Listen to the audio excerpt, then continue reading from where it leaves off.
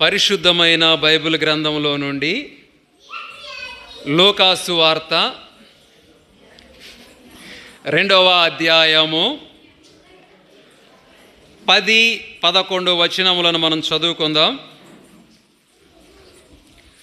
పరిశుద్ధమైన బైబిల్ గ్రంథంలో నుండి లూకాసు వార్త 2వ అధ్యాయము 10-11 వచనాలు మనం చదువుకుందాం.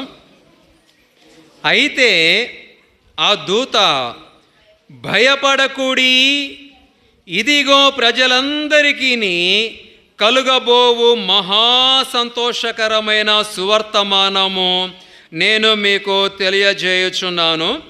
దావీదు పట్టణమందు నేడు రక్షకుడు మీ కొరకు పుట్టి ఉన్నాడు.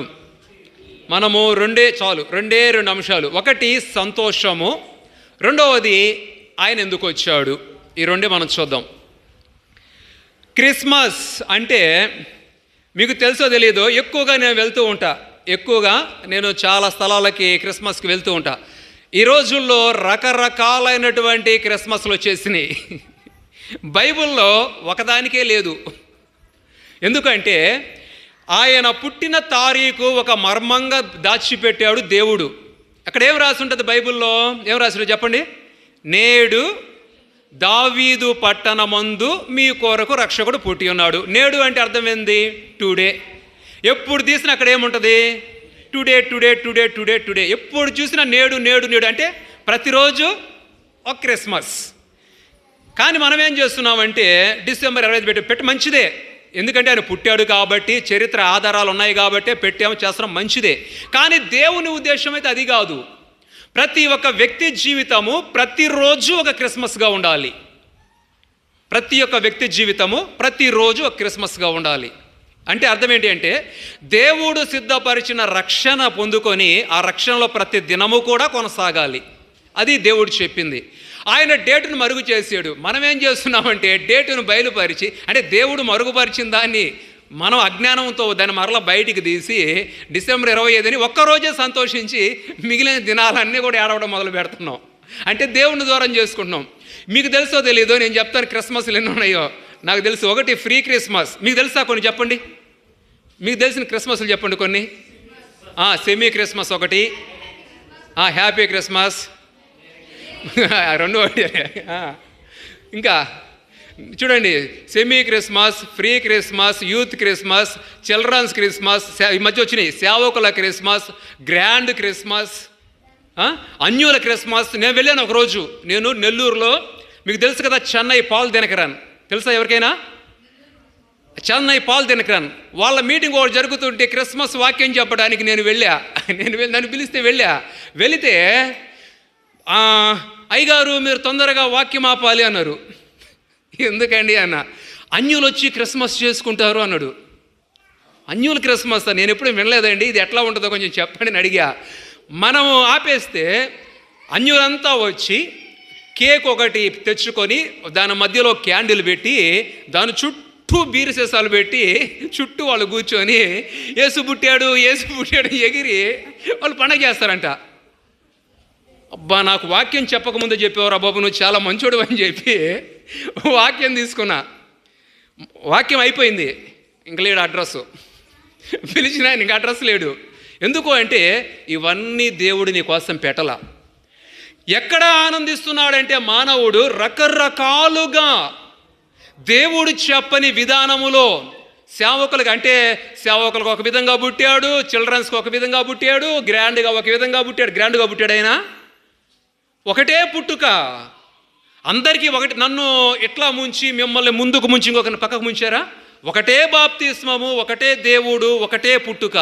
మరి ఇన్ని రకాలు ప్రపంచంలో వచ్చేసినాయి అంటే దేవుని యొక్క క్రమాన్ని తప్పించి మానవుడు లోకంలో ఆనందించడం ప్రారంభించాడు. ఇప్పుడు కొత్తగా క్రిస్మస్ అంటే ఎక్కువ ఇదయింది. ఏంటిది? కేకులు కటింగ్ క్రిస్మస్ అయింది. కేకుల క్రిస్మస్. ఎక్కడా కూడా దేవుడు మనకు ప్రకటించినటువంటి సంతోషము అక్కడ దొరకదు. ఒకసారి మామూలుగా మనం సండే స్కూల్ చెప్తూ ఉంటాం కదా, పిల్లలు కూడా సండే స్కూల్లో నేర్పిస్తూ ఉంటారు. క్రిస్మస్ తాత ఒక సండే స్కూల్లో ఒక పాప కలలోకి వచ్చాడంట. వచ్చి అడిగాడంట పాపని, సండే మరి క్రిస్మస్ ఎలా ఉంది అని.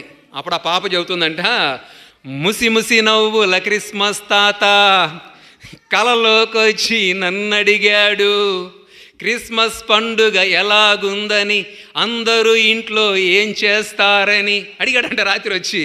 అప్పుడు ఆ పాప చెబుతుందంట, ఏమీ చెప్పను క్రిస్మస్ తాత, మమ్మీ శారీకి మ్యాచింగ్ కాలేదని. ఏం కాలేదంట? మమ్మీ శారీకి మ్యాచింగ్ కాలేదని చర్చికి రాదంటామా. మరి అన్నయ్య సంగతి ఏంటంటే, పండగ బట్టలు పొడిగైపోయి అన్నయ్య మూడానాయే. ఏమైపోయినాయి అంటే ఆయనకి పండగ బట్టలు పొడిగైపోయినాయి అంటే ఆయన మూడానాయిపోయి అలికి కూర్చున్నాడంట. ఈ మధ్య ప్యాంట్లు వచ్చినాయి, గుర్తున్నాయా? రకరకాల ఎలకలు కొట్టేసిన ప్యాంట్లు అలా ఉండే, వెనక ఇక్కడి నుంచి మొత్తం చించుకొని ఉంటాయి రకరకాలి. ఒక సేవకుడు చెప్తున్నాడు నాకు, ఆయన ఎయిర్పోర్ట్లోకి వెళ్తేనంట ఆ చించేసిన ప్యాంటు ఖరీదు 6,900 అంట. ఆయన సంఘంలో విశ్వాసులు చెప్తున్నాడు, బాబు మీ ఏమైనా చినిగిపోయిన ప్యాంట్లు ఉంటే ఎవరికి పాడైపోకండి, అట్లాంటి వాళ్ళకి ఇమ్మని. బట్టల కోసం మందిరాలు కాగటం. తర్వాత చెప్పాడంట, మరి డాడీ సంగతి ఏందని అడిగాడంట క్రిస్మస్ తాత. అడిగితే ఏమీ చెప్పను డాడీ సంగతి, పండగ రోజు మాంసం కూర లేకపోతే అది పండగే కాదంట. అన్ని పనులు ముగించుకొని ఎప్పుడు వస్తాడంట? ఆఖరి ప్రార్థనకు వస్తాడంట. ఇప్పుడు మనం కూడా అన్నీ ముగించుకొని ఆఖరి ప్రార్థనకు వస్తాడంటేనా. ఎంత ఆదర్శవంతమైన కుటుంబం కదా, ఎంత మాదిరికరమైన కుటుంబము. మరి ఎక్కడ ఎదుగుతున్నాడు? క్రిస్మస్ అంటే ఇంటి పండగ, ఒంటి పండగ, పంటి పండగ కాదు, ఆత్మల పండుగ. ఎందుకు వచ్చాడైనా? మన ఆత్మలను రక్షించటానికి, మన ఆత్మల్ని పాపం నుంచి విమోచించటానికి. ఎందుకు తన రక్తాన్ని పెట్టాడు? పాపాన్ని క్షమించటానికి. ఒక నశించిపోయే ఆత్మను నువ్వు దేవుని సన్నిధికి నడిపిస్తే నిజమైన పండగ నీలో ఉంది. ఒక నశించిపోయే ఆత్మకు ఒక సువార్త చెప్పి దేవుని వైపు తిప్పగలిగితే నిజమైన క్రిస్మస్ నీదే. నువ్వు ఎన్ని లక్షలకి ఖర్చు పెట్టి ఎంత గ్రాండ్గా చేసి ఎంత లైటింగ్ వేసినా దాని ముఖము కూడా చూడడు దేవుడు. నీకు ఏమీ లేకపోయినా ఒక ఆత్మను నువ్వు దేవుని సన్నిధికి నడిపించి ఒక ఆత్మను నరకము నుండి తప్పించగలిగితే నిజమైన క్రిస్మస్ నీవే. నిజమైన క్రిస్మస్ స్టార్ కూడా నువ్వే. నిజమైన సంతోషాన్ని దేవుడు మనకిచ్చాడు. మనం ఎక్కడ వెతుక్కుంటున్నాం? కేకులు కట్ చేయటంలో, కొత్త బట్టలు దొడుక్కోవటంలో, ఇంట్లో చికెన్ కూర మాంసాలు వండుకోవటంలో, లేకపోతే ఈ రకరకాలైనటువంటి క్రిస్మస్ల్లో మనం ఏం చేస్తున్నాం? ఆనందించి దేవుడిచ్చిన నిజమైన సంతోషాన్ని కోల్పోతున్నారు ఈనాడు. అసలు దేవుడు వచ్చినటువంటి అర్థాన్ని, ఆ భావాన్ని కూడా పాడు చేస్తున్నారు ఈనాడు. దేవుడు అందుకు రాలేదు. ఒకవేళ నువ్వు కేకులు కట్ చేసుకొని తినాలంటే ఆయనకి రావాల్సిన అవసరం కూడా అస్సలు లేదు. కాబట్టి నిజమైన సంతోషం దేవుడు ఎక్కడ పెట్టాడు మనం చూద్దామా? మరి లూకాసు వార్త 19వ అధ్యాయము 6వ వచనాన్ని చదువుకుందాం. లూకాసు వార్త 19వ అధ్యాయము 6వ వచనం. ఒక నిజమైన క్రిస్మస్ చదువుతారు ఎవరైనా? అతడు త్వరగా దిగి దేంతో అంత సంతోషముతో యేసయ్యను తన ఇంట్లో చేర్చుకున్నాడంట. ఎవరు? జక్కయ్య గురించి మనకు తెలుసు. యేసు ప్రభు వారు ఆ యెరికో ప్రాంతంలో గుండా వెళ్తున్నాడు ఆయన. మరి ఆ యెరికో ప్రాంతంలో గుండా వెళ్తూ ఉంటే జక్కయ్య విన్నాడు యేసు ప్రభు వారిని గురించి. విన్న తరువాత ఆయనకు ఒక ఆలోచన వచ్చింది. ఏంటి అంటే, యేసును ఎవరో నేను చూడాలి, ఆయన గురించి తెలుసుకోవాలి అని ఒక ఆలోచన వచ్చింది. కానీ జక్కయ్య పొట్టివాడు కదా. ఒక సామెత ఉంది, పొట్టోడైనా గెట్టోడు. పొట్టోడికి ఏముంటాయి? పుట్టాడు తెలివులు ఉంటాయి. మంచి తెలివిని ఉపయోగించాడు, మంచి జ్ఞానాన్ని ఉపయోగించి మంచివాడు. జక్కయ్యకు ఒక ఆలోచన వచ్చింది, యేసయ్యను చూడాలి, యేసయ్యను చూడాలి అని. అప్పటికి యెరికో ప్రాంతంలో యేసయ్య వెనక ఒక జన సమూహమే ఉంది. కానీ ఎవరి హృదయాల్లో యేసయ్య లేడు. ఎందుకు అంటే అందరి హృదయాల్లో రోగాలు బాగొట్టుకోవాలి, ఆయన పెట్టే రొట్టెలు తినాలి, ఆయన చేసే అద్భుతాలు చూడాలి. శరీర సంబంధంగా వెంబడించారే కానీ ఆత్మ సంబంధంగా వెంబడించిన వారు చాలా తక్కువ. జక్కయ్య యేసును చూడాలనుకున్నాడు. జక్కయ్య హృదయంలో యేసున్నాడు, యేసయ్య హృదయంలో జక్కయ్య ఉన్నాడు. అంతమంది వెంబడించిన ఎవరిలో యేసు లేడు. కానీ ఈరోజు యేసు లేకుండా పండుగ చేసేవాళ్ళు ఎంతమందో జీవితాల్లో, కుటుంబాల్లో. అది ఎందుకు వ్యర్థమైన పండుగ, డబ్బులు ఖర్చు దండగా. యేసయ్య హృదయంలో జక్కయ్య ఉన్నాడు, జక్కయ్య హృదయంలో యేసయ్య ఉన్నాడు. అంతమంది పోతూ ఉన్నా మరి యేసయ్యను చూడాలని జక్కయ్య ఒక ఆలోచన, ఒక ఉద్దేశం బాగానే ఉంది. ఒక మేడు చెట్టు ఎక్కాడు. కానీ యేసయ్య మార్గంలో గుండు వస్తూ నేరుగా ఎక్కడికి వచ్చాడు? జక్కయ్య దగ్గరికే వచ్చాడు. మేడు చెట్టు కిందకే వచ్చాడు. అక్కడ నిలబడి పిలుస్తున్నాడు, జక్కయ్య త్వరగా దిగు, నేడు నేను ఎక్కడుంటా? నీతో ఉంటా, నీ ఇంట్లో ఉంటా. ఒక చిన్న ప్రశ్న, యేసయ్య నీతో ఉన్నాడా ఈ క్రిస్మస్లో? నీ హృదయంలో యేసయ్య ఉంటే నీతో ఉంటాడు. నీ హృదయంలో యేసయ్య లేకపోతే నీతో ఉండడు. ఎప్పుడై జక్కయ్య హృదయంలో యేసయ్య ఉన్నాడు కాబట్టి అక్కడ ఉన్న జనసమూహం ఎవరి హృదయంలో యేసయ్య లేడు. అందుకే నేరుగా కూడా యేసయ్య జక్కయ్య కాడికి వచ్చి అంటాడు, పేరు పెట్టి పిలిచాడు, నువ్వు దిగు, నేను నీతో కూడా ఉండాలనుకుంటున్నా. నిజమైన క్రిస్మస్ ఏందో తెలుసా? యేసయ్యని నీతో ఉంచుకోవటమే, ఇంకే పండగలు కాదు. ఎన్ని పండగలు చేసుకున్నా సంతోషం ఉండదు. వెంటనే జక్కయ్యలో ఒక మార్పు వచ్చేసింది. ప్రభువా, నేను ఎవని యొద్దనైనను అన్యాయముగా ఏమన్నా తీసుకుంటే ఏం చేస్తా? మరలా ఇచ్చేస్తా. అది క్రిస్మస్ ఎవరికి అంటే మార్పు చెందిన జీవితాలకు. మార్పు చెందితేనే యేసయ్యని హృదయంలో జన్మిస్తాడు. మార్పు చెందకుండా పాపములో జీవిస్తే యేసయ్యని హృదయంలోనికి రాడు. అంతకుముందు జక్కయ్యకి ఒక పేరు ఉంది. ఏమని? పాపి అయిన మనుష్యుడు అని ఉంది.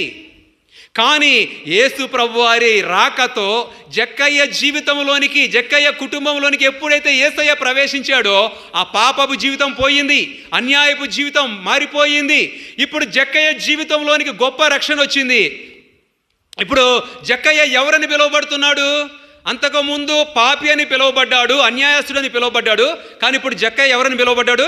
అక్కడ రాయబడింది, ఇతడును అబ్రహాము కుమారుడు. ఇప్పుడు అంకుల్ చెప్పాడు అబ్రహాము. అబ్రహాంకి ఏం పేరు? ఇప్పుడు అంకుల్ చెప్పాడు. అప్పుడు మర్చిపోయారా? అనేక జనములకు తండ్రి. అబ్రహాము కుమారుడు. ఒకప్పుడు పాపపు సంతానం, ఒకప్పుడు అన్యాయపు సంతానం. కానీ ఎప్పుడైతే జక్కయ్య హృదయంలో యేసయ్య వచ్చాడో వెంటనే జక్కయ్య జీవితం మార్చబడిపోయింది. ఒకప్పుడు పాపపు సంతానం, అక్రమ సంతానంగా ఉన్నటువంటి జక్కయ్య అబ్రహాము సంతానంగా, ఒక విశ్వాస సంతానముగా మార్చబడ్డాడు. అబ్రహాము విశ్వాసులకు తండ్రి తెలుసా? విశ్వాస సంతానంగా మార్చబడ్డాడు. కారణం ఏంటంటే జక్కయ్యకే కాదు, జక్కయ్య ఇంటికి కూడా రక్షణ వచ్చింది. అంటే ఆత్మీయ అర్థం ఏంటి అంటే, నీవు ఆత్మీయంగా రక్షించబడితేనే యేసయ్య నీ హృదయంలో జన్మిస్తాడు.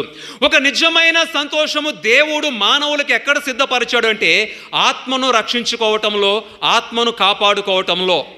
నీ ఆత్మను కాపాడటానికే ప్రభు వచ్చాడు. ఇంత కూడా చెప్పాను, జ్ఞానులు యెరూషలేములోకి వచ్చారు కదా. వచ్చిన తరువాత మొట్టమొదట జ్ఞానులతో ఎవరు మాట్లాడారు జ్ఞానులతోటి? మీరు మౌనంగా ఉంటే ఇంటికాడ బైబిల్ చదవలేదని నాకు అర్థమైపోతా ఉంది. బైబిల్ చదవండి ఇంటి దగ్గర.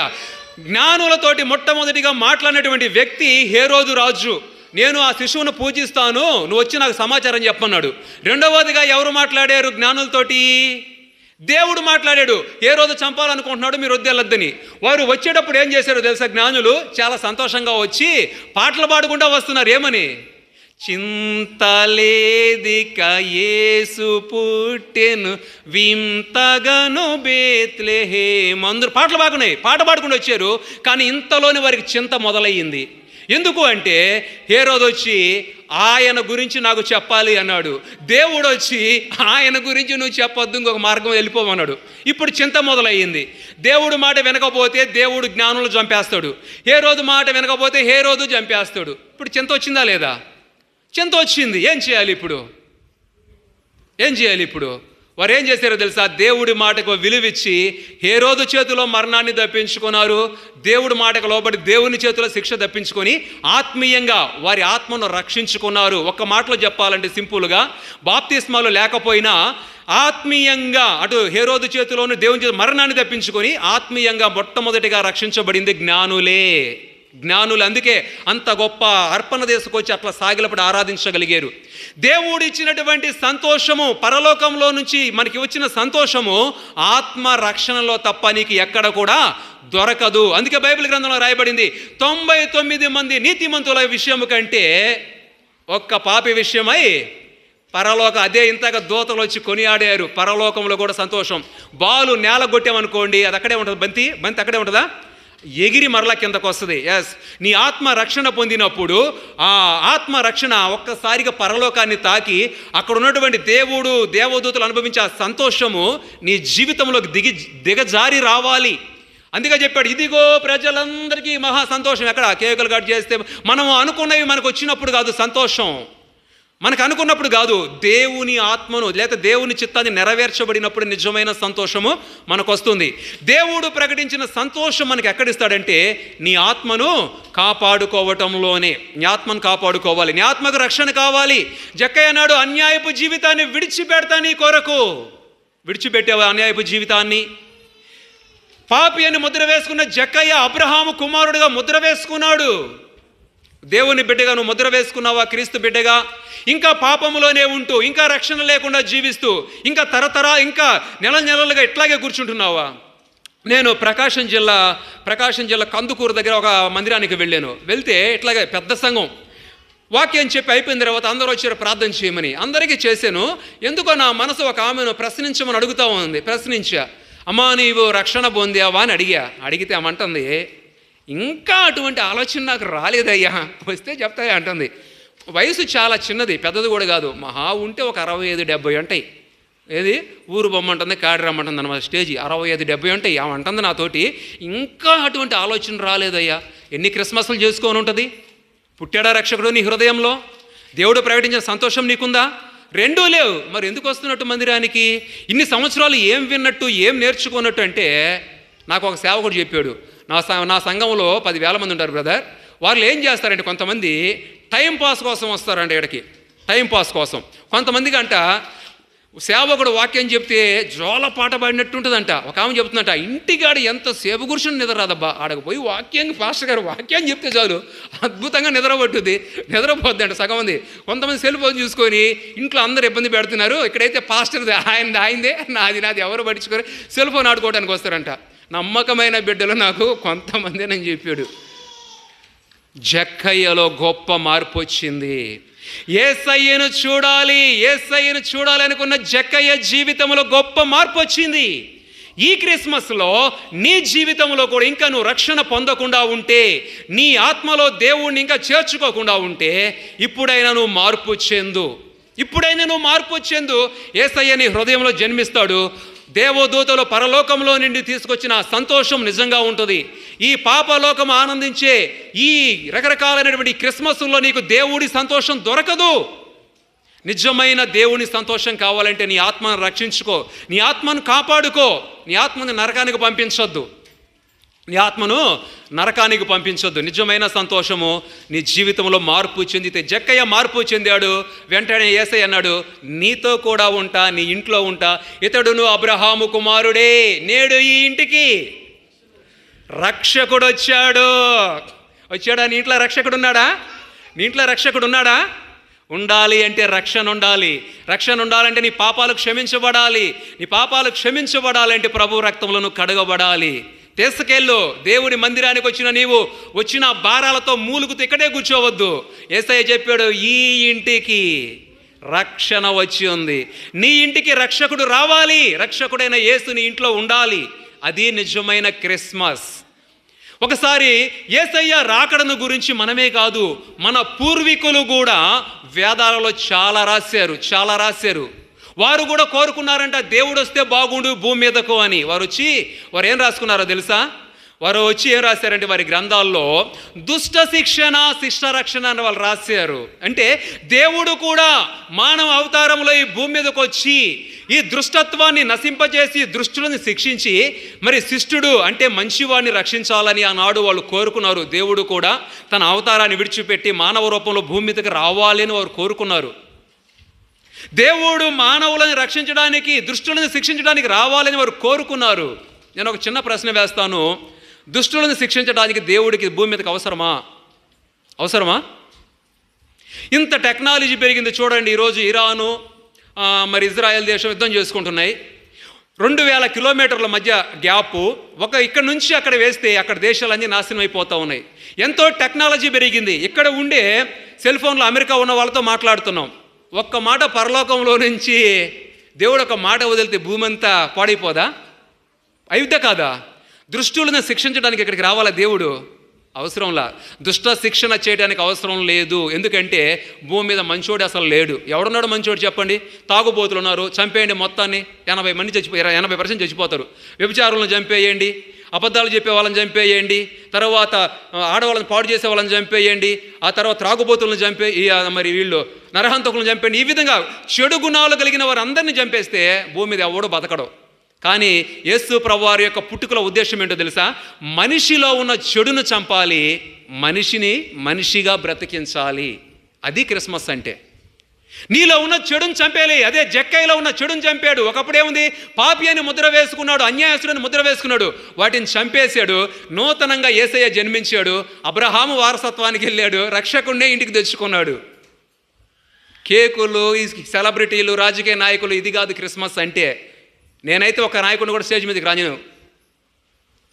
ఈరోజు అట్లా తయారైపోయింది కాలం. జాగ్రత్త, నీ ఆత్మను కాపాడుకొని ఆత్మరక్షణలోనే ఉంది. చూడండి, మొన్న కరోనా వచ్చింది. కరోనా వచ్చిన ప్రతి వ్యక్తిని చంపేస్తే భారతదేశంలో ఎంతమంది ఉంటారు? 30% ఉంటారు. కానీ ఇప్పుడు డాక్టర్లు కరోనా వచ్చిన వ్యక్తిని చంపేశారా, కరోనాను చంపేశారా? ఎవరిని చంపారు? కరోనాను చంపారు, వ్యక్తులను బతికించారు. అది యేసయ్యలో ఉన్న ప్రేమ, యేసయ్యలో ఉన్న త్యాగము. నా దేవుడు ఈ లోకానికి ఎందుకు వచ్చాడో తెలుసా? ఒక మనిషిలో ఉన్న పాపాన్ని చంపేసి ఆ వ్యక్తిని పరిశుద్ధుడిగా చేయటానికి, నీతిమంతుడిగా చేయటానికి. నేను పరిశుద్ధుడు కనుక మీరును పరిశుద్ధులై ఉండుడి. తన పరిశుద్ధతను మనకి ఇవ్వటానికి వచ్చాడు ఆయన. ఇంకెంతకాలం పాపంలో జీవిస్తావు? ఇంకెంతకాలం పాపంలో నివసిస్తావు? ఇంకెంతకాలం పాపంలో ఉంటావు? ఒకసారి ఒక వ్యక్తి కంట పాపం 40-45 సంవత్సరాల వరకు పిల్లలు పుట్టలేదంట ఆయనకి. పిల్లలు పుట్టకపోతే ఆయన మరి కొంతకాలం ఎట్లా మరి ట్రీట్మెంట్ చేసుకున్నాడో చివరికి పిల్లలైతే పుట్టారు. పుడితే ఒక మగబిడ్డ పుట్టాడంట. మగబిడ్డ పుడితే ఇప్పుడు ఆ బిడ్డకి ఏం చేయాలంటే పేరు పెట్టాల్సి వచ్చింది. అందరికీ, తను తెలిసిన వాళ్ళందరికీ చెప్పాడంట, నాకు లేక బిడ్డ పుట్టాడు, ఈ బిడ్డకు మంచి పేరు పెట్టాలి, మీరు పేర్లు రాసి ఇవ్వండి అని అడిగాడంట. మరి అందరూ వారికి నచ్చిన పేర్లు రాసి ఇచ్చారంట. ఏ పేరు తండ్రికి నచ్చలా. అప్పుడు తండ్రి పెట్టుకున్నాడంట ఆ బిడ్డకు పేరు బంగారం. ఏం పేరు? బంగారం అని పెట్టుకున్నాడంట. మరలా కొన్ని సంవత్సరాలకి ఇంకొక కొడుకు పుట్టాడంట. అప్పుడు మరలా అందరికీ చెప్పాడంట, స్నేహితులందరికీ, మరలా నాకు రెండో కొడుకు పుట్టాడు, మరి వీడికి ఏం పేరు పెట్టాలో మరలా మీరు పేర్లు రాసియండి అని అడిగాడంట. అడిగితే మరలా వాళ్ళకి తెలిసినవన్నీ పేర్లు చెప్పి రాసి ఇచ్చారంట కాగితాల మీద, ఎవరికి వాళ్ళు. ఇవన్నీ కూడా మరలా తండ్రికి నచ్చలేదంట. మరలా వాడికి పేరు పెట్టుకున్నాడంట తండ్రి, వెండి అని పేరు పెట్టుకున్నాడంట. మరలా కొద్ది రోజులకి ఇంకొక కొడుకు పుట్టాడంట. కొద్ది సంవత్సరాలకి మూడో కొడుకు. వాడు కొంచెం వికారంగా పుట్టాడంట, రూపం సరిలేదు. అప్పుడు అన్నాడంట, ఇట్లాంటి వాడికి ఇంకా పేర్లు ఎందుకు అడగటము, వీడికి కూడా ఇద్దరికి పెట్టినో నీ వీడికి పెట్టలేదని చెప్పి వాడికి పాపం అని పేరు పెట్టుకున్నాడంట. ఏం పేరు? పాపం అని పేరు పెట్టుకున్నాడంట. ఇప్పుడు వాళ్ళ ఇంట్లో ఏమేమి ఉన్నాయి? బంగారం ఉంది, వెండి ఉంది, పాపము ఉంది. మూడు ఉన్నాయి. ఈ తండ్రి కొద్ది రోజులకు వృద్ధాప్యంలోకి వచ్చి చావు బతుకుల్లోకి వచ్చేసాడంట. ఇప్పుడు తండ్రి అడుగుతున్నాడంట, బంగారమా నిన్ను ఎంత ప్రేమగా చూసుకున్నాను నేను ఇప్పుడు చనిపోతున్నాను రా, నాతో కూడా రారా అన్నాడంట. ఆడన్నాడంట, నాయనా ఇదేం కోరిక నీకు? నా నూరేళ్ళ జీవితం నువ్వు ఇప్పుడే నాశనం చేసేటట్టున్నావు, నేను రాను నాయన నీతోటి, నీ సావు నువ్వే సావు అన్నాడంట. ఇంకెవరున్నారు? వెండి, పాపం. ఇప్పుడు వెండిని పిలిచి అడిగాడంట, నాయనా వెండి నేను చచ్చిపోతున్నాను రా, నిన్నెంత ప్రేమగా చూసుకున్నాను, రారా నాతో కూడా అన్నాడంట. నాయనా నాకు పెళ్లి చేసుకుని పిల్లలుగా ననాలు ఉంది, నేను మాత్రం రాను నాయన అన్నాడంట. ఇప్పుడు ఎవరున్నారు? పాపం. ఈ పాపం అంట అడగకుండానే చెప్తుందంట, తండ్రి అడగకుండానే అంటుందంట, నాయనా నేను నీతో కూడా వస్తా, నీ పాపం నీతోనే వస్తుంది జాగ్రత్త, నీ పాపం నీ వెంటే వస్తుంది జాగ్రత్త. యేసయ్య లేకపోతే నిన్ను విడిచిపెట్టదు, పాపము నరకానికి అప్పగిస్తుంది. నీ పాపము నీ వెంటే వస్తుంది, ఎవరు చేసుకున్న కర్మ వాళ్ళ వెంటే వస్తుంది. నీ పాపాన్ని క్షమించే రక్షకుడు, లోక రక్షకుడు, పాపుల రక్షకుడు. అందుకే రాయబడింది తిమోతికి రాసిన మొదటి పత్రిక 1వ అధ్యాయం 15వ వచనంలో, పాపులను రక్షించుటకు క్రీస్తు యేసు లోకానికి వచ్చాడు. లోకాసు వార్త 19:10 నశించిన దానిని వెతికి రక్షించడానికి మనుష్య కుమారుడు లోకానికి వచ్చాడు. వచ్చాడు ఆయన. మత్తయి సువార్త 1:21 ఆయనే తన ప్రజలను వారి పాపం నుండి విడిపించుటకు ఆయన లోకానికి వచ్చిన ఆయనకి యేసు అని పేరు పెట్టెను.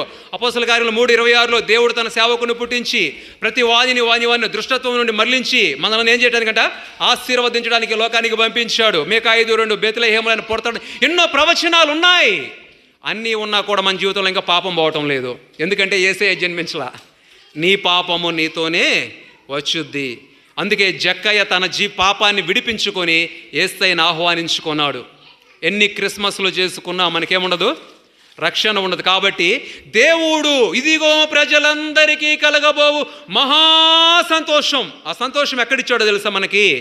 ఆత్మరక్షణలో. నీ ఆత్మను రక్షించుకో, నీ ఆత్మను కాపాడుకో. నరకానికి పోకుండా దేవుని చేతిలో పెట్టి నీ ఆత్మను ఆయన కాపాడతాడు. అందుకే వాళ్ళు చెప్పారు, దుష్టుని చంపే శిష్యుని రక్షించమంటే యేసుప్రభు ఏం చేసి తెలుసా? ఒక మనిషిలో ఉన్న దుష్టత్వాన్ని చంపి మనిషిని మనిషిగా బ్రతికించేశాడు ఆయన. మనిషిని మనిషిగా బ్రతికించాడు దేవుడు. చూడండి దేవుడు ఎంత గొప్పవాడో. ఎందుకు వచ్చాడు యేసుప్రభు ఈ లోకానికి? దుష్టులను చంపడానికా? కాదు, దుష్టత్వాన్ని, పాపాన్ని చంపటానికి వచ్చాడు. పాపాన్ని చంపడానికి వచ్చాడు దేవుడు ఈ లోకానికి.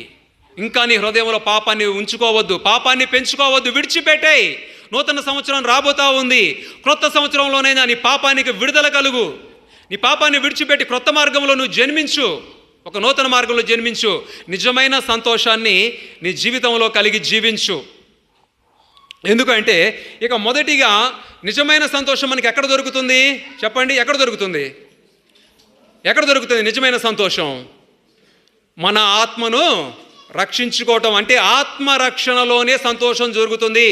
నీ పాపాలు క్షమించబడకుండా ఉంటే నీకు సంతోషం దొరకదు.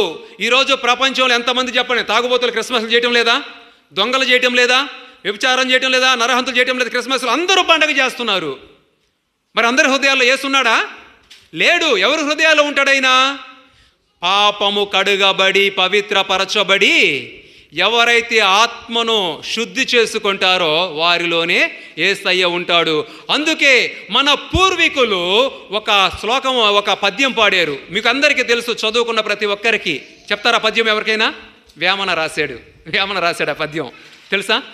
ఆత్మశుద్ధి లేని ఆచారమేల, బాండ శుద్ధి లేని పాకమేల, తర్వాత చిత్తశుద్ధి లేని దేవుని పూజలేలా.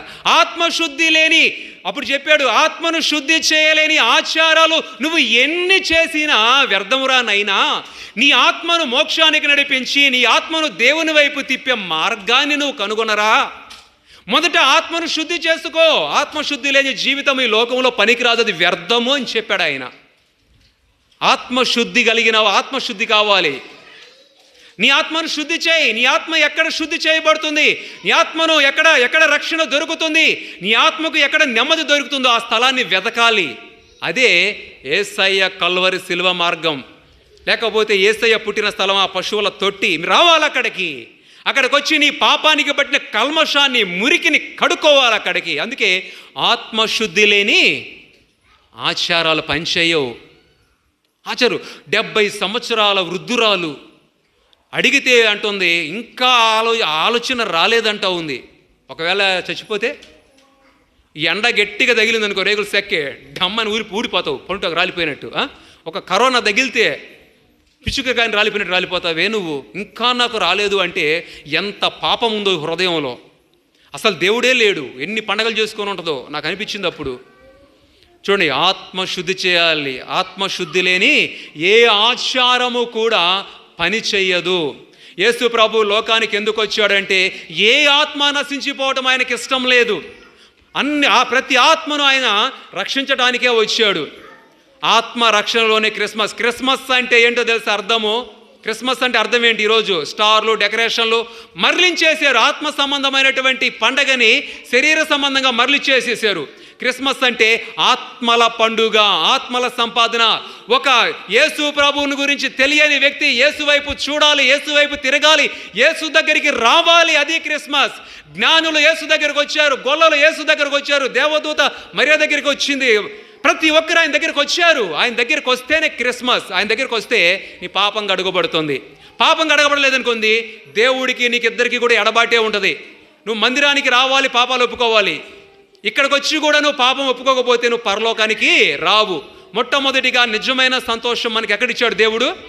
ఆత్మ రక్షణలో ఇచ్చాడు. నీ ఆత్మను కాపాడుకో, నీ ఆత్మను రక్షించుకో, నరకానికి పోనీయొద్దు.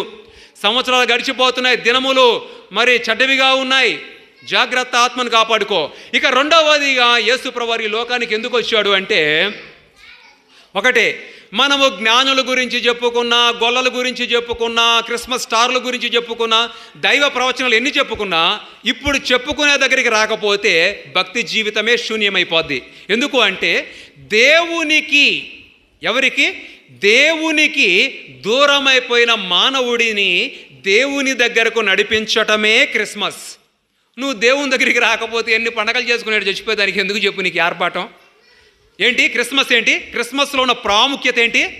దేవునికి దూరమైన ప్రజలను ఎక్కడికి నడిపించాలి?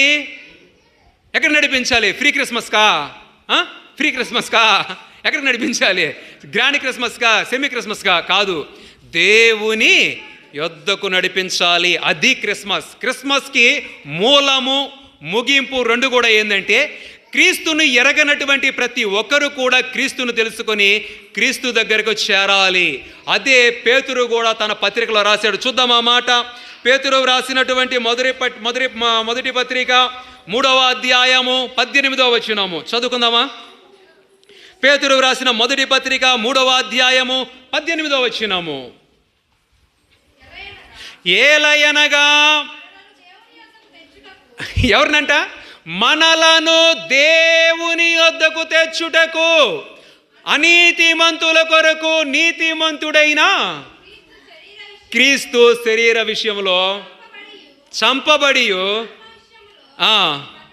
అది అమ్మ చాలు. మనల్ని ఎక్కడికి తీసుకురావాలని వచ్చాడు ఆయన ఈ లోకానికి? ఎందుకు వచ్చాడు? పశువుల తొట్టిలోనికి. ఎందుకు అంత తగ్గించుకున్నాడు? ఎందుకంత నిరుపేదరాలైన కన్యగర్భంలో జన్మించాడో తెలుసా? ప్రతి మానవుడు. అందుకే ఇంతకు నేను చెప్పాను, గొప్పవారని లేదు, పేదవారని లేదు, లేకపోతే ఇంకొక భక్తి గలవారని లేదు, కుటుంబాలని లేవు. క్రిస్మస్ అందరికీ అని ఆరాధనలు ఎందుకు చెప్పాను తెలుసా? అందరినీ కూడా దేవుని యొద్దకు తీసుకొని పోవటానికి యేసు ప్రభువు వారి లోకానికి వచ్చాడు. ప్రతి ఒక్కరు కూడా దేవుని చేరుకోవాల, దైవాన్ని. మనలను దేవుని యొద్దకు తెచ్చుటకు అనీతిమంతులైన మనలను నీతిమంతుడైన దేవుడి లోకానికి వచ్చాడు. మరి దేవుణ్ణి చేరుకోవడానికి నువ్వు సిద్ధంగా ఉన్నావా? మరి క్రిస్మస్ పండుగ చేసుకుంటున్నావు, ఆనందిస్తున్నావు, సంతోషిస్తున్నావు. దేవుని యొద్దకు చేరకపోతే ఆ సంతోషం నీకు ఉండదు. ఆ సంతోషం నీకుండదు. నువ్వు దేవుణ్ణి చేరుకోవాలి. అందుకే ఇంకొక మాట కూడా ఉంది, చూద్దామా? అదే హెబ్రీ 7:20 చదువుకుందామా? హెబ్రీలకు రాసిన పత్రిక 7వ అధ్యాయం 25వ వచనం. హెబ్రీలకు రాసిన పత్రిక, ఈయన ద్వారా, చదవండి, ఈయన ద్వారా దేవుని యొద్దకు, ఈ లోకంలో మనం దేవుణ్ణి చేరాలి అంటే, పరలోకం చేరాలి అంటే ఏకైక మార్గం, ఒక్కటే ఒక్క మార్గం. ఈయన ద్వారా, ఆయన తప్ప ఎవరైనా, క్రిస్మస్ క్రీస్తు లోక రక్షకుడు, పాపుల రక్షకుడు, నశించిన దాన్ని వెతికి రక్షించువాడైన యేసు తప్ప ఇంకొక మార్గం లేదు. నీ ఆత్మ రక్షణకు యేసే మార్గము. నిన్ను పరలోకానికి చేర్చేది యేసే మార్గము. నిన్ను దేవుని యొద్దకు చేర్చేది యేసే. ఆ ఒక్క మార్గమే, ఆయన ద్వారా తప్ప ఇక నువ్వు ఏ మార్గంలో కూడా పరలోకానికి వెళ్ళలేవు, చేరుకోలేవు. అందుకే మన పూర్వీకులు కొంతమంది ఏం చేశారో తెలుసా? దేవుణ్ణి చేరుకోవాలని, మోక్షాన్ని చేరాలని వారు వారి జీవితాల్లో భార్యల్ని విడిచిపెట్టారు, కుటుంబాలను విడిచిపెట్టారు, బంధాలను విడిచిపెట్టేశారు, ఈ ప్రపంచాన్ని విడిచిపెట్టారు. కొండలెక్కారు, వాగుల్లోకి వెళ్ళారు, వంకలకి వెళ్ళారు, గుట్టలకు ఎక్కారు, హిమాలయాల్లోకి వెళ్ళారు, తపస్సులు చేశారు, జపాలు చేశారు, ఋషులుగా మార్చబడ్డారు. ఋషులుగా మార్చబడిన దేవుణ్ణి చేరుకోలేకపోయారు. చివరికి వారు పలికిన మాట ఏంటో తెలుసా? పాపోహం పాపకర్మ పాప సంభవ త్రాహిమాం కృపయా దేవా అని వారు వేదాల్లో రాసేసేసారు. ఎందుకని? దేవుణ్ణి చూడాలి, దేవుణ్ణి చేరుకోవాలని ఈ పాప ప్రపంచానికి దూరమై బ్రతికారు వాళ్ళు. కానీ అక్కడ కూడా పాపం వారిని విడిచిపెట్టలా. దేవుడంట ఆ ఋషులు ఆ మునులు తపస్సు చేసేటప్పుడంట దేవుడు వీరి భక్తి ఎంత ఉందో చూద్దామని చెప్పి వారికి ఒక చిన్న వారికి ఏం చేశాడంటే పరీక్ష పెట్టాడంట. వాళ్ళు తపస్సు చేస్తూ ఉంటే ఒక అందమైన కన్యక వెలుగు రూపంలో వాళ్ళ కళ్ళ ముందు అలా వెళ్ళిందంట.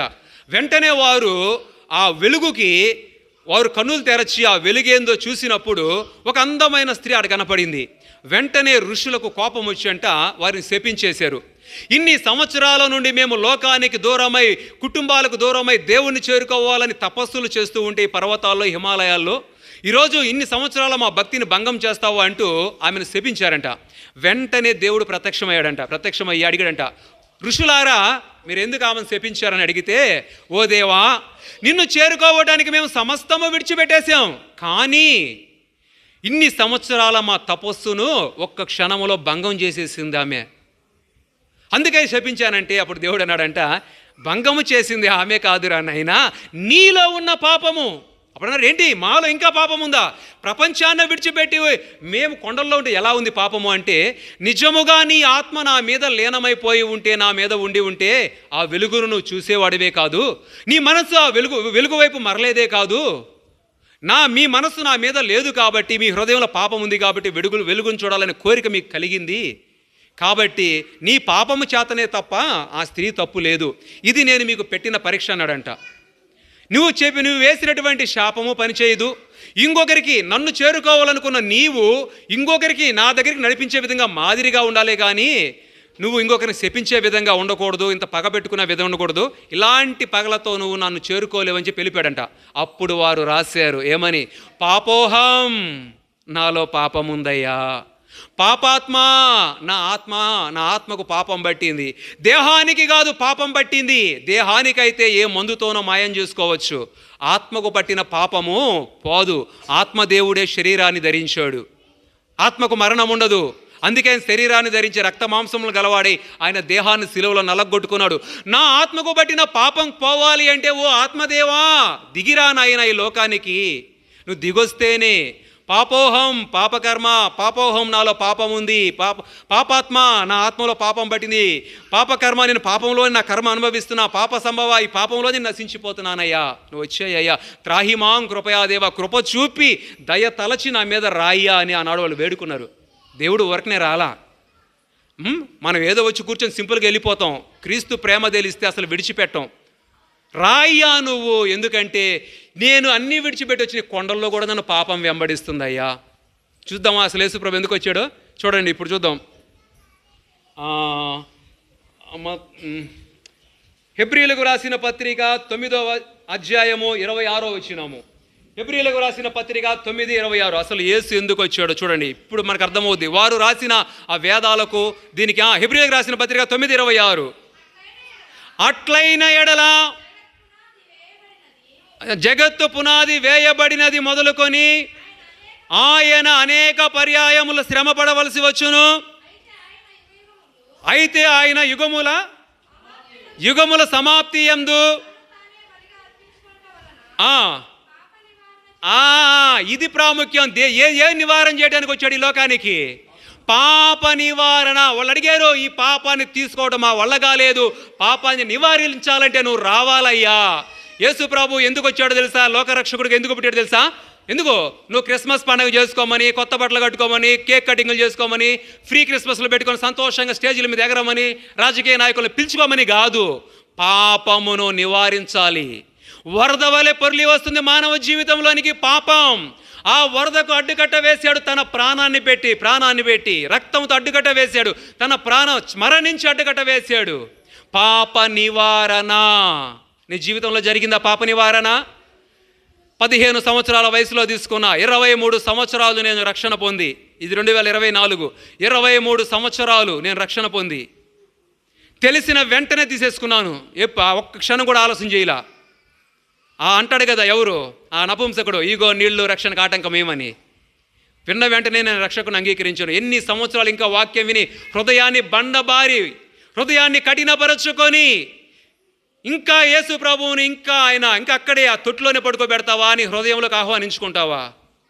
పాపమును నివారించటానికి ఆయన లోకానికి వచ్చాడు. ఒక చిన్న ప్రశ్న వేస్తా, మీరు చెప్పండి. చిన్న ప్రశ్న మనకు తెలిసిందే. ఏదైనా తోట ఆదాము హవ్వల్ని ఎవరు శపించారు? చిన్న ప్రశ్న. ఎవరు శపించారు? అదే దేవుడే. ఎవరు? మనకి తండ్రి, కుమార, పరిశుద్ధాత్మ ముగ్గురున్నారు కదా. మనకు అప్పుడు యేసు ప్రభు లేడు అంటే ఉన్నారు, వాళ్ళు మర్మమై ఉన్నారు. ఒక్క యెహోవా దేవుడు మాత్రమే ప్రత్యక్షంగా అప్పుడు వెలుగులోకి వచ్చాడు. ఇప్పుడు తండ్రి, కుమార, పరిశుద్ధాత్మ మనం ముగ్గురున్నారు. ఏ దేవుడు ఏ దేవుని తోటలో వారిని శపించాడు? యెహోవా దేవుడా, మరి యేసు ప్రభువా, మరి పరిశుద్ధాత్మ దేవుడా? ఎవరు శపించారు? యెహోవా దేవుడా, యేసు ప్రభు అప్పటికి పుట్టల, ధర్మశాస్త్రం లేదు, సువార్తలు లేవు. ఎవరు శపించారు? ఏది నాకు సరైన ఆన్సర్ రావట్లేదు, రకరకాలు చెప్తున్నారు. ఎవరు? పరిశుద్ధాత్ముడా? పరిశుద్ధాత్ముడు. ఇంకా తండ్రి అయినా అన్న చెప్పాడు. తండ్రి అయినా చెప్పాలి తొందరగా. తండ్రి అయిన దేవుడు కరెక్టేనా? రైట్ ఆన్సరేనా? మీరు చెప్తాను ముగిస్తాం, ముళ్ళు వెళ్ళిపోతుంది, కొద్దిగా ఉంది, 5 నిమిషాలు నాకు అంకులు ఇచ్చి ఉంటాయో. ఇప్పుడు తండ్రి అయిన దేవుడు రైట్ ఆన్సరా? మరి వీళ్ళు చెప్పారు పరిశుద్ధాత్మ దేవుడు రైట్ ఆన్సరా? చెప్పాలి, మీరు ఒక్క మాట చెప్పండి నాకు. తండ్రి, పరిశుద్ధాత్ముడా? మీరు రెండింటి మీద ఉన్నారు, తండ్రి అయిన దేవుడు, పరిశుద్ధాత్ముడని. మీ మాట నా మాట కాదు, దేవుడి మాట, బైబిల్ మాట చూద్దాం. హెబ్రీలకు రాసిన పత్రిక 9:16 చదువుదాం. హెబ్రీలకు రాసిన పత్రిక 9:16. మీ మాట మా మాట కాదు. ఎందుకంటే యేసు ప్రభు పుట్టుక అక్కడ కూడా ఉంది, దాంట్లో కూడా ఉంది. ఆయన ఎందుకు వచ్చాడు? పాపమును నివారించడానికి వచ్చాడు. ఆయన వచ్చేంత వరకు పాపానికి నివారణ లేదు. ఆయన వచ్చి తన ప్రాణం పెడితేనే పాపం ఆగిపోయింది. అందుకే ఆ ఋషులు, ఆ మహర్షులు అడిగారు, నువ్వు రాయ్యా దిగని. ఒక నిమిషం, మరణ శాసనము ఎక్కడ ఉండునో?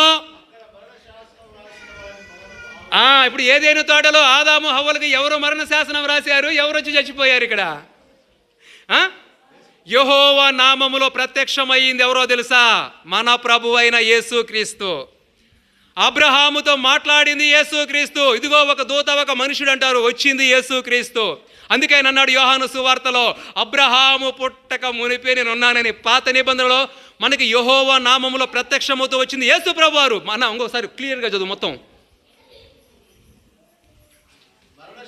మరణ శాసనము ఎక్కడ ఉండునో అక్కడ మరణ శాసనము వ్రాసిన వాని మరణము అవశ్యము. ఆ శాసనము వ్రాసిన వాడు మరణించితేనే గాని అది చెల్లును. అది రాసిన వాడు జీవించుచుండగా మరణ శాసనం యేసు ప్రభు రాశాడు. 2 మరణాలు వచ్చినాయి ఏదైనా తోటలో. ఈ పండు తిను దినమున నీవు నిశ్చయంగా చచ్చిపోతావు అన్నాడు ఆయన. ఈ పండు తిను దినమున నిశ్చయంగా చచ్చిపోతావు అన్నాడు ఆయన. అది ఆత్మ సంబంధమైన మరణం. కానీ ఆయన ఏం చేశాడు? పండు తిన్నాడు కానీ చచ్చిపోయాడు అంటే చచ్చిపోలే. 930 సంవత్సరాలు బతికాడు. అది ఆత్మ సంబంధమైన మరణం. రెండవది, నీవు మన్నే గనక మన్నైపోతావు అన్నాడు. ఇది శరీర సంబంధమైన మరణం. ఈ 2 కూడా ఎవరు శపించారు? యేసు ప్రభే శపించాడు. చూడండి, లేఖనం చెప్తుంది, నేను కాదు. మరణ శాసనం రాశాడు ఏదైనా తోటలో మానవ జీవితాలకు. ఆ రాసిన వ్యక్తి భూమి మీదకి వచ్చి ఏం చేయాలంట? చచ్చిపోవాలి. ఆయన బ్రతికితే మరణ శాసనం చెల్లదు. అందుకే వాళ్ళు పిలిచారు, అయ్యా మేము అన్నీ విడిచి పర్వతాలకు ఎక్కాం, కొండలకు ఎక్కాం, కానీ పాపం అనేది వెంటాడుతుంది అయ్యా. పాపాన్ని నివారించాలంటే నువ్వు వచ్చి చనిపోవాలయ్యా, నువ్వు రాయ్యా ముందు, నువ్వు వస్తేనే కానీ మాకు పాపం నుంచి విడుదల లేదయ్యా. అది క్రిస్మస్ అంటే. నీ పాపం నీలో ఉంచుకొని ఎన్ని పండగలు చేసుకుంటావు? యేసుప్రభు ఉన్నాడు నీ దగ్గర. పండగ వద్దది. నీ ఆత్మను రక్షించుకో, నీ ఆత్మను పరలోకానికి చేర్చుకో. యేసు ప్రభు ఎందుకు పుట్టాడో తెలుసా? చచ్చిపోవటానికి పుట్టాడు. ఎందుకు చచ్చిపోయాడో తెలుసా? మరలా రావటానికి. మరలా ఎందుకు వస్తాడో తెలుసా? నీ ఆత్మను రక్షించుకున్న నిన్ను నన్ను దేవుని దగ్గరికి తీసుకుపోవడానికి. అది క్రిస్మస్ అంటే. దేవుణ్ణి చేరుకోవాలని క్రిస్మస్లు ఎన్ని చేసుకున్నా కూడా వ్యర్థము. కాబట్టి క్రిస్మస్ ఏంటి? ఒకటి ఆత్మరక్షణలో ఉంది, రెండవది దేవుణ్ణి చేరుకోవడంలో ఉంది. ఇటువంటి క్రిస్మస్లు మనము జీవితంలో ఎన్నైనా చేసుకుందాం. దేవుడు అటు కృప మనకు అనుగ్రహించునుగాక. ఆమేన్.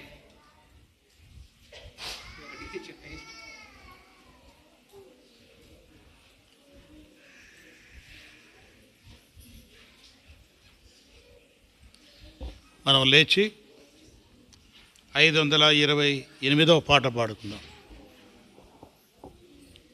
పాట పాడుతున్నప్పుడు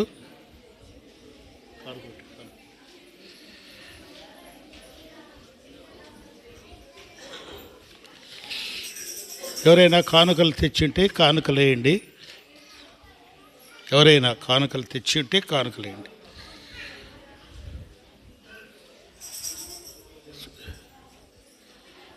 పెట్టినాను అది.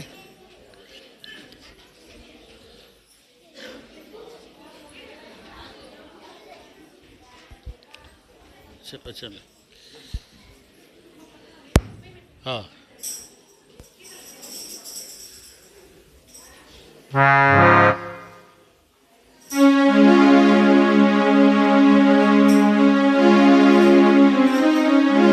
ముందు సహోదరులు రండి, వెనకల నుంచి రావాలి.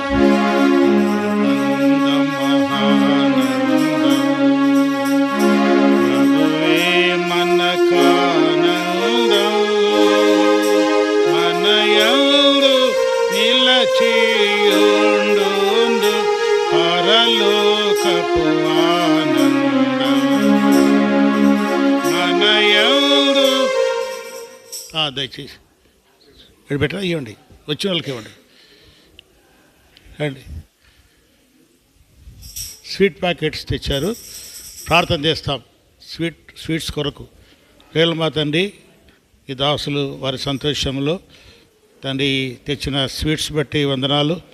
వాటిని శుద్ధీకరించండి తండ్రి, నీ ప్రజల క్షేమ కొరకై అవి వాడబడినట్లుగా చేయండి. యేసు నామమున ప్రార్థించి వేడుకుంటున్నాము తండ్రి, ఆమేన్.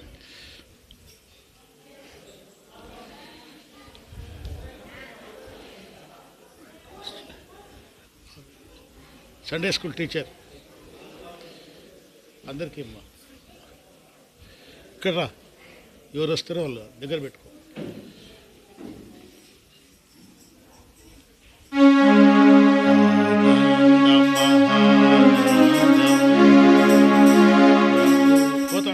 పోతాండరు అది ఇచ్చేసి అట్లా ఆడనే ఉండు. ఒక 2 మంది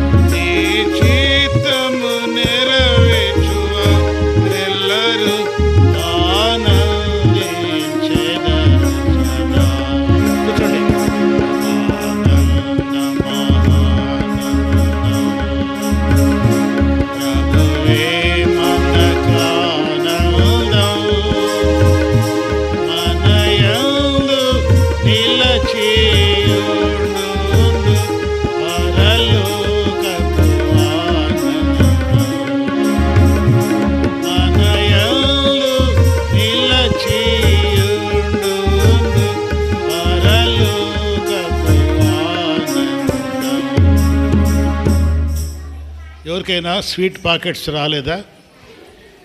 స్వీట్ పాకెట్స్, స్వీట్ పాకెట్స్.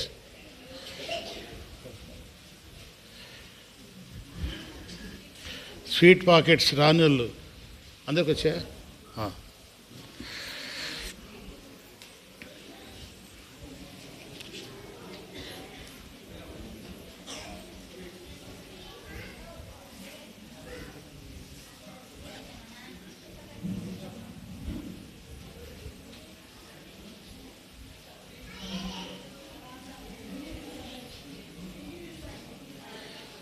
మీకు అందరికి వచ్చాయమ్మా?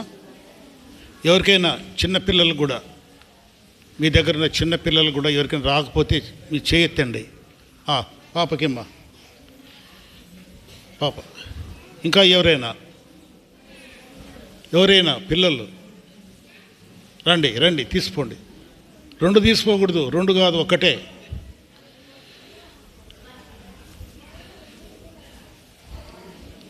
ఇంకా ఎవరైనా పిల్లలు మీకు పొరపాటున అందకపోతే తీసుకో. వాళ్ళకి ఇచ్చేయమ్మా.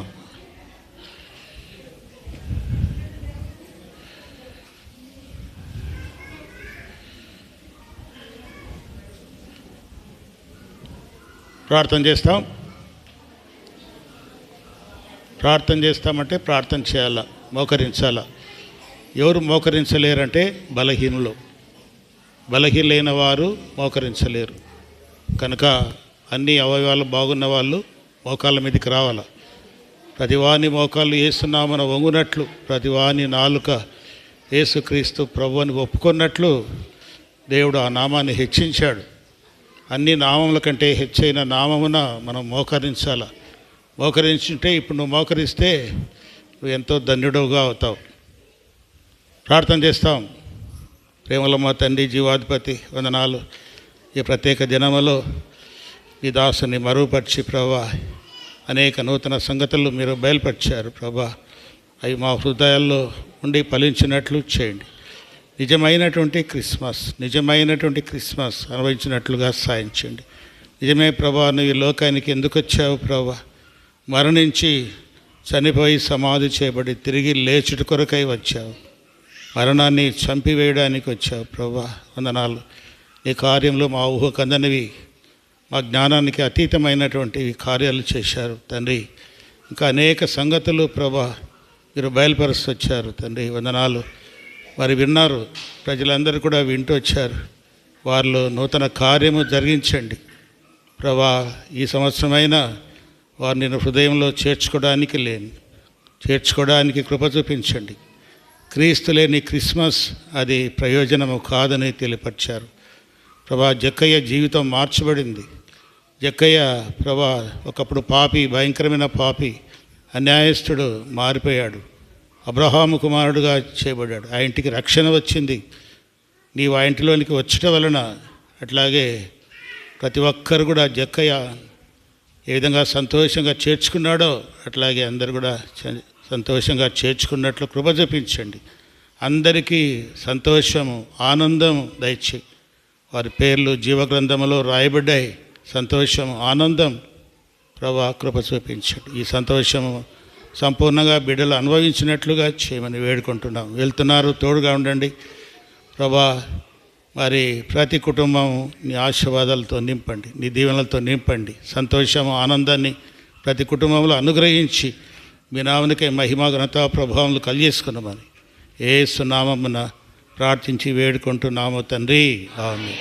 మన ప్రభు అయిన యేసుక్రీస్తు కృప, తన యొక్క ప్రేమ, పరిశుద్ధాత్మ సహవాసము చేన మనందరికీ, ప్రతి కుటుంబానికి ఇప్పుడు ఎల్లప్పుడూ సదాకాలము తోడైండుగాక.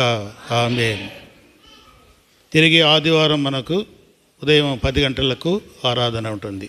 ప్రైజ్ లార్డ్ అందరికీ.